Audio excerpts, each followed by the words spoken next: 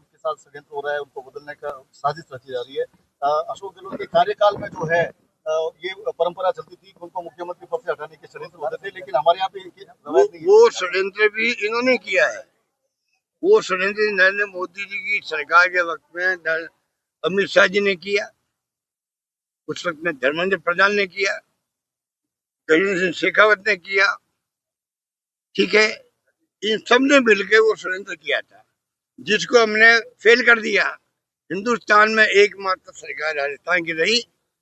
इन्होंने मध्य प्रदेश सरकार बदल दी, कर्नाटक की बदल दी, महाराष्ट्र की बदल दी, राजस्थान की बदल नहीं पाए। ये तमाम जो षड्यंत्रकारी थे ये लोग थे जिन्होंने रिवोल्ट करवाया हमारी पार्टी के अंदर, पैसे बांटे हैं।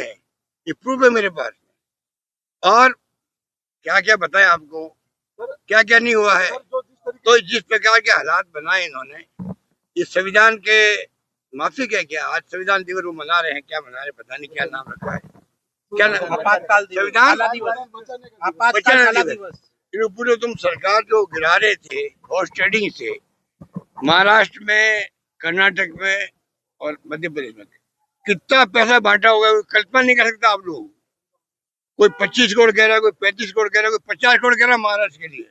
कोई सोच नहीं सकता है कहाँ जा रहा है मुल्क। डेमोक्रेसी रही ऐसे, डेमोक्रेसी कैसे बचेगी बताइए। हर नागरिक का कर्तव्य है, हमारे बोलने से काम नहीं चलेगा। खाली हिंदू की बात करके राजनीति करोगे तो देश बर्बाद हो जाएगा।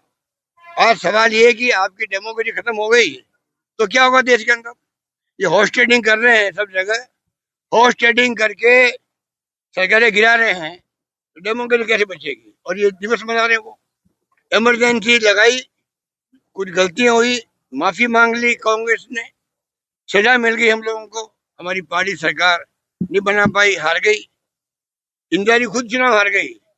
2 साल में उनकी आंधी चली वापस। कुछ तो कारण होगा, कुछ कारण होगा कि इंदिरा गांधी की आंधी कैसे चली 2 साल के अंदर।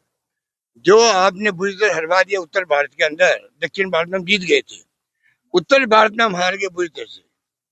इंदिरा गांधी जी खुद हार गई चुनाव, मैं भी चुनाव लड़ा था, मैं भी हार गया 77 के अंदर। ठीक है, आंधी चलना 2 साल के अंदर इतनी भयंकर कि भारी मेजोरिटी हम जीत के वापस आए, मैं भी एमपी बना। उसके बाद में 45 साल हो गए। आप मुझे बताइए आंधी क्यों चली वापस। इमरजेंसी की गलती हुई, सॉरी फील कर लिया, खेत पकड़ कर लिया, कुछ गलती हुई होगी, पर उसमें लोग तारीफ भी करते हैं।